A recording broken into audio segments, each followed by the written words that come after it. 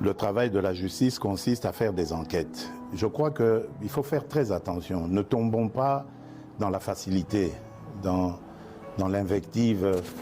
Et c'est ça que je déplore avec ces fameux réseaux sociaux. Parce qu'on peut, comme ça, à cause des réseaux sociaux, vous défaire l'honneur et la dignité d'un individu. Moi, je tiens beaucoup à ces choses-là. Vous ne me verrez jamais humilier quelqu'un, même si c'est mon pire des ennemis. Je n'aime pas ça. J'ai toujours un brin de respect pour la personne. Or, les réseaux sociaux, ce n'est plus ça. Il suffit qu'on cite votre nom, Lusako et nos voleurs, ça y est. Si c'est bien mis en place, ça y est, vous êtes condamné, c'est terminé. Donc, laissez à la justice le soin de faire son travail. Mais j'aimerais dire quelque chose à propos de toutes ces affaires. Mais moi, je m'en réjouis. Je m'en réjouis parce que ça n'existait pas dans ce pays-là. Pourtant, des affaires, il y en a. Dans les casseroles, là. Et là, je suis déterminé. Vous avez vu le ministre qui est là, il a cette mission. On va ouvrir les placards et on va sortir les cadavres des placards pour montrer que ce pays a été trahi, pillé et volé plus que jamais vous pouvez imaginer avant moi.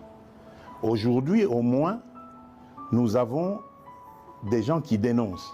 C'est déjà ça. Ça veut dire que la corruption avait vraiment été une seconde nature dans ce pays. Donc ne vous en faites pas. Réjouissez-vous quand vous entendez ces choses-là. Malheureusement, c'est récupéré par les réseaux et c'est ça qui désoriente un peu l'opinion, qui désoriente. Parce qu'il faut laisser la justice sereine. Vous savez qu'elle est déjà malade. On est en train de travailler à la remettre en place. Donc il faut lui laisser le temps de faire son travail. On va leur donner encore plus de moyens de travail pour que la justice soit dite. Parce que, attention, on a affaire à parfois des chefs de famille, on a affaire à des gens qui tiennent à leur dignité. On ne peut pas la jeter en pâture comme ça en disant, voilà, ça y est, il est voleur. Non, prenez votre patience. Jamais justice n'a été expéditive. Regardez, dans nos pays à tradition démocratique ici, il y a des procès qui durent 10 ans, 15 ans de corruption. Mais pourquoi est-ce que vous voulez que, parce qu'un nom a été cité, le lendemain il doit être condamné? Mais non, il faut lui donner les moyens de sa défense et voir comment ça va se passer. Monsieur le Président, vous avez cité le ministre de la Justice sans le citer.